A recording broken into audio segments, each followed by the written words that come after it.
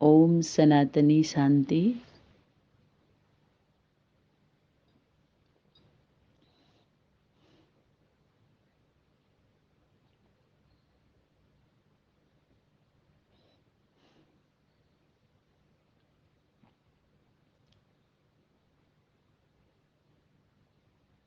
अपने भाग्य के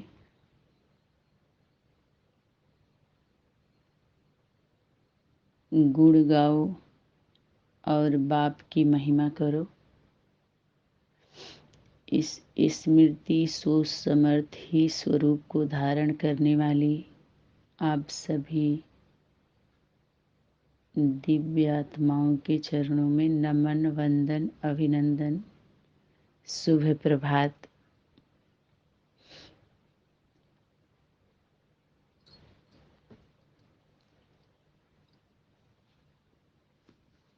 सोलह 10-23 को ये वाणी चली है। सार में रिवीजन के साथ साथ रियलाइजेशन,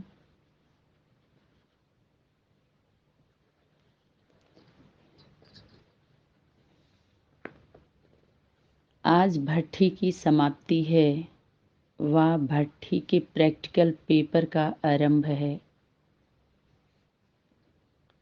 अभी आप कहाँ जा रहे हो? पेपर हाल में जा रहे हो या अपने स्थानों पर? कल पिताजी के द्वारा क्लास कराया गया, स्मृति दिलाई गई। जैसे माउंट आबू में जब अव्यक्त वाणी चली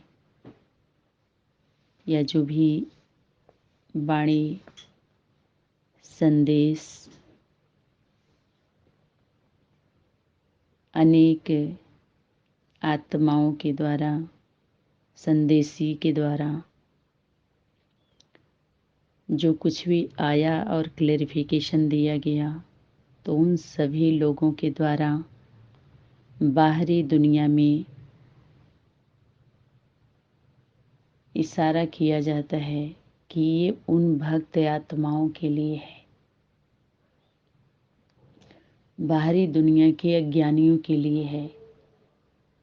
उनको आधार बनाती हैं कि उनके लिए है वो बात और ये हमारे लिए है।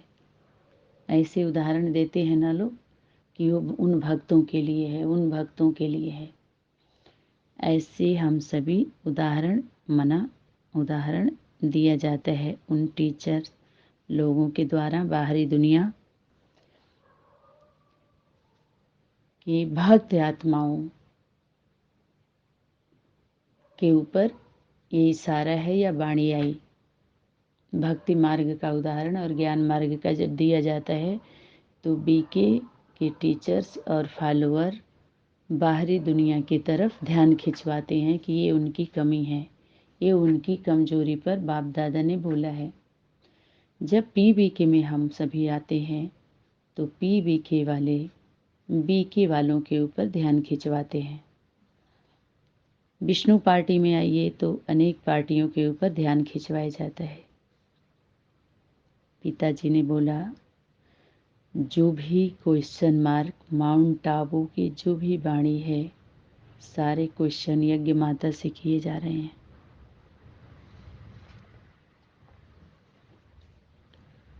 क्वेश्चन है ही माँ और आंसर है पिता। बिंदी क्वेश्चन मार्क के नीचे जो बिंदी है वो बाप है और क्वेश्चन मार्क है माँ। तो यहाँ जो अभी रिवीजन किया गया, फिर इसके साथ रियलाइजेशन, तो हूबहू इस पर ध्यान खिंचवाया जा रहा है। इसमें अभी स्पष्टीकरण नहीं दिया जाएगा। आज भट्ठी की समाप्ति है व भट्ठी के प्रैक्टिकल पेपर का आरंभ है। अभी आप कहाँ जा रहे हो? पेपर हाल में जा रहे हो या अपने स्थानों पर? जब पेपर हाल समझेंगे तब प्रैक्टिकल में पास होकर दिखाएंगे। ऐसे नहीं समझना कि अपने घर जा रहे हैं। नहीं, बड़े से बड़ा कोर्स पास करके बड़े से बड़ा इम्तहान देने के लिए पेपर हॉल में जा रहे हैं। सेंटर्स पर जब तक पढ़ाई करते हो तो वह हो गई स्कूल की पढ़ाई, लेकिन जब मधुबन वरदान भूमि में डायरेक्ट बाप दादा व निमित्त बने हुए सभी बड़े महारथियों द्वारा ट्रेनिंग लेते हो व पढ़ाई करते हो तो मानो कॉलेज व यूनिवर्सिटी का स्टूडेंट हो। यहाँ पर अष्टदेव अष्टदेवियों को भी इमर्ज किया गया है। यहाँ जब भी महारथियों की बात आएगी, महारथी और महारथियों, तो बाप है ना महारथी और उसके द्वारा माँ की ट्रेनिंग होती है।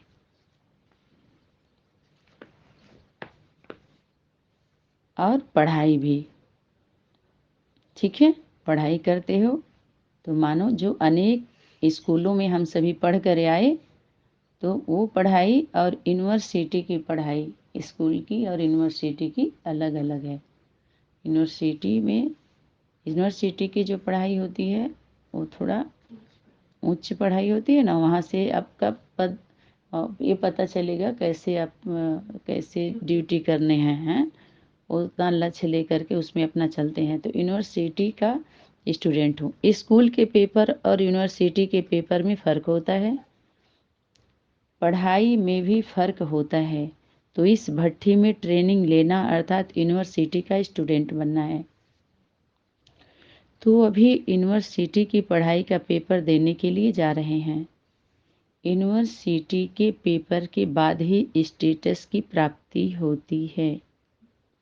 ऐसे ही भट्ठी में आने के बाद जो प्रैक्टिकल पेपर में पास होकर निकलते हैं, उन्हों को वर्तमान और भविष्य स्टेटस और स्टेज प्राप्त होती है। तो यह कॉमन बात नहीं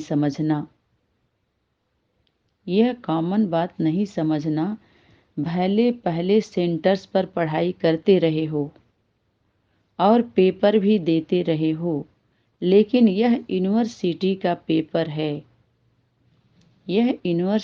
पेपर है। बाप दादा द्वारा तिलक व छाप लगाने के बाद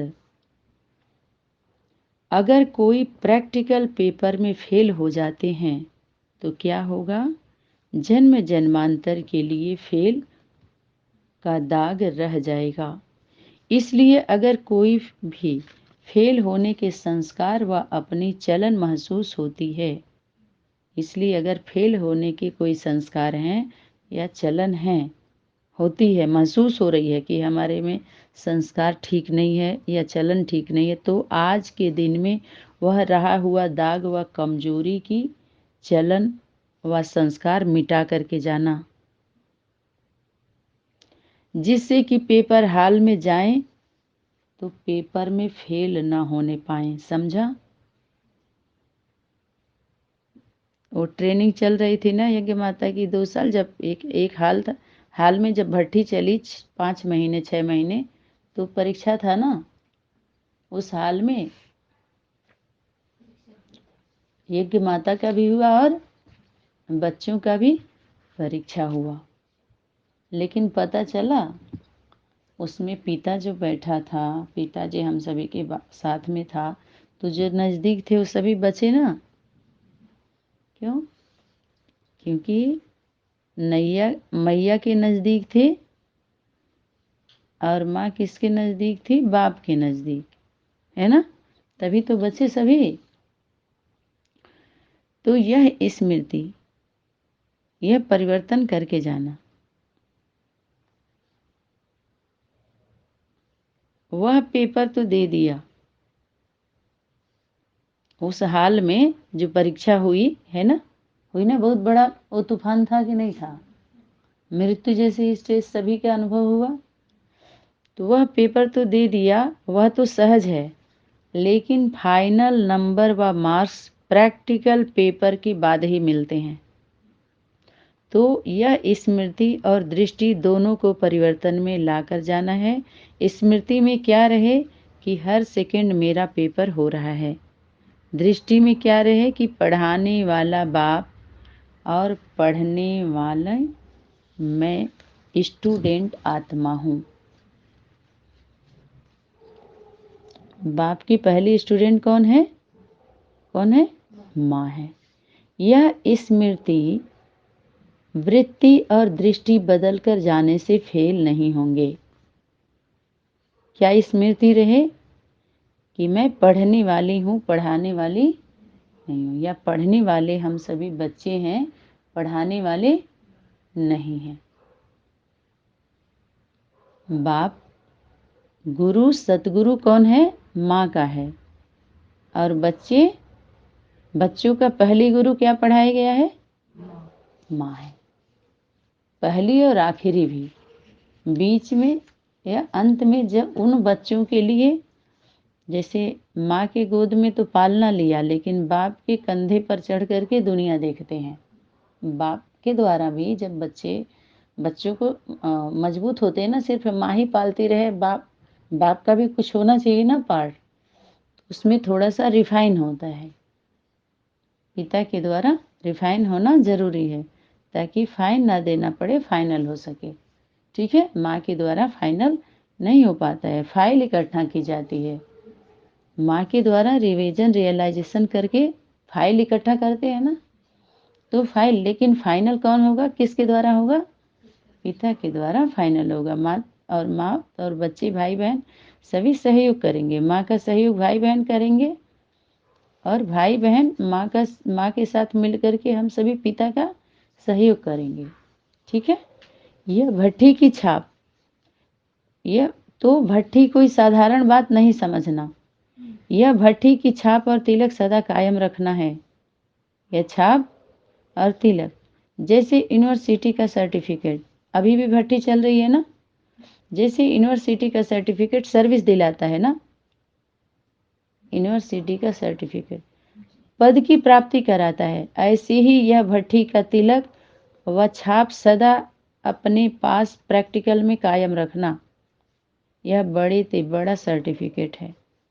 जिसको सर्टिफिकेट नहीं होता है वह कभी भी कोई स्टेटस नहीं पा सकते। इस रीति से यह भी एक सर्टिफिकेट है। भविष्य व वर्तमान पद की प्राप्ति व सफलता का सर्टिफिकेट है। सर्टिफिकेट को सदैव संभाला जाता है, अलबेलेपन से खो जाता है। कभी भी माया के अधीन यानी वश होकर पुरुषार्थ में अलबेलापन नहीं लाना, नहीं तो आप समझेंगे हमको सर्टिफिकेट है, आप ये समझेंगे, लेकिन माया व रावण सर्टिफिकेट चुरा लेती है। जैसे आजकल के डाकू व पॉकेट काटने वाले ऐसे युक्ति से काम करते हैं जो बाहर से कुछ भी पता नहीं पड़ता, अंदर खाली हो जाता है। इसी प्रकार अगर पुरुषार्थ में अलबेलापन लाया तो रावण अंदर ही अंदर सर्टिफिकेट चुरा लेगा और आप स्टेटस पा नहीं सकेंगे। इसलिए अटेंशन, समझा? यह ग्रुप सर्विसेबल है ना, यह ग्रुप तो सर्विसेबल है। अभी क्या बनना है? जैसे सर्विसेबल हो वैसे ही अभी सर्विस में एक तो त्रिकालदर्शीपन का सेंस भरना है और दूसरा रूहानियत का सेंस भरना है, तब तीनों बातें मिल जाएंगी। सर्विस, सेंस और इसेंस। इसेंस सूक्ष्म होता है, खुशबू ना, तो यह रूहानियत का इसेंस और त्रिकालदर्शीपन का सेंस, नॉलेज अकल है, तब सक्सेसफुल हो जाएंगे। तो सेंस और इसेंस कहाँ तक हर एक ने अपने अंदर भरा है वह चेक करना है। अभी समय है। जैसे पेपर हॉल में जाने से पहले 2 घंटे आगे भी तैयारी करके जाते हैं ना, जल्दी जल्दी, तो अभी पेपर जो चल रहा है इसमें प्रतिदिन तैयारी कराई जा रही है ना, क्योंकि हर कदम पर अभी पेपर ही चल रहा है, फाइनल होना है ना। आपको भी पेपर हॉल में जाने के पहले अपने को तैयार करने के लिए अभी समय है। जैसे सुनाया था,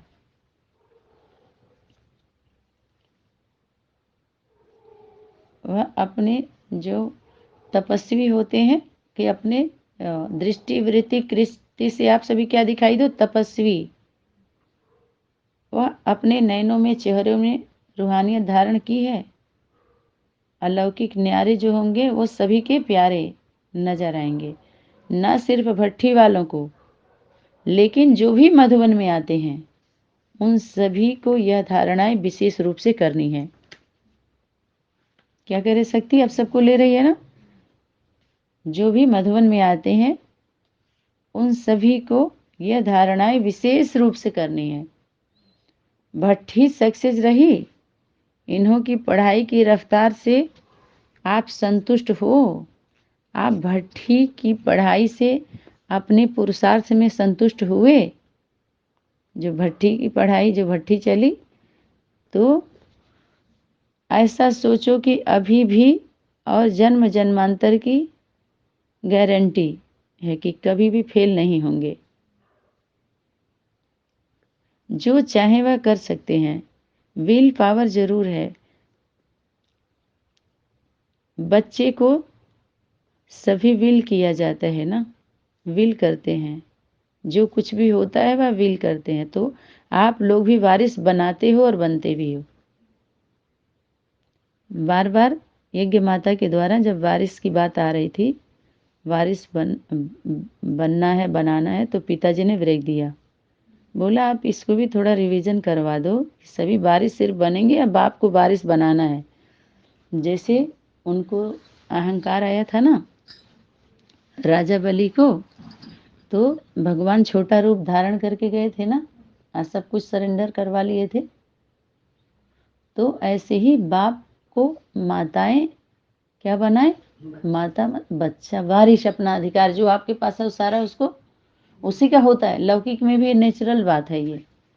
तो ऐसे ही यहाँ पर जैसे बाप को भी बच्चा बनाना, तो जैसे और विल पावर है वैसे सभी कुछ विल करने की विल पावर चाहिए। यह यहाँ से भर कर जाना। जब सभी कुछ विल कर दिया तो क्या बन जाएंगे, नष्टो मोहा। जब मोह नष्ट हो जाता है तो बंधन मुक्त बन जाते हैं, और बंधन मुक्त ही योग युक्त व जीवन मुक्त बन सकता है। समझा? ज्ञान खजाना तो बाप ने दिया, लेकिन अपना अपना खजाना कौन सा है? यह समय और संकल्प। कि जो भी समय जा रहा है उसमें कैसा संकल्प चल रहा है, इसको चेक करना है। जैसे बाप ने पूरा ही अपने को विल किया, पहले बाप सरेंडर होते हैं ना बच्चों के आगे, तब बच्चे होते हैं। माना ऐसे समझिए, माता पिता एक दूसरे के आगे है ना, पहले बाप सरेंडर होता है ना, अंत में फिर माँ को तो समय लग जाता है ना, तभी तो प्यार से भू भू करके इतना वो लग जाता है ना, तो बाद में वो जल्दी उसको उतना चेतना देर से आता है। वैसे ही आप लोगों को जो स्मृति है उसको भी पूरा विल करना है। जैसे स्थूल खजाने से जो चाहे वह प्राप्त कर सकते हैं, वैसे ही इस समय का यह खजाना समय और संकल्प, इसको सफल करके हम बहुत कुछ प्राप्त कर सकते हैं। इससे ही आप जो प्राप्त करना चाहो वह इन्हीं द्वारा प्राप्त कर सकते हो।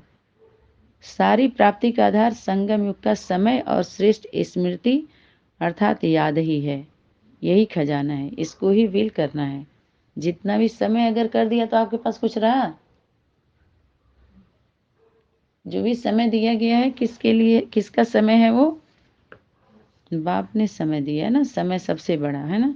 पूरा विल करके जा रहे हो, या कुछ जेब खर्च रखा है आई विल के लिए? थोड़ा बहुत कोने में छिपा कर तो नहीं रखा है? जेब बिल्कुल खाली है? तो बाप अव्यक्त से पहले बाप क्या थे? अव्यक्त माना दिखाई नहीं दे रहे थे ना, तो अभी व्यक्त हुए हैं विश्व के सितारों की रिमझिम दिखाने के लिए।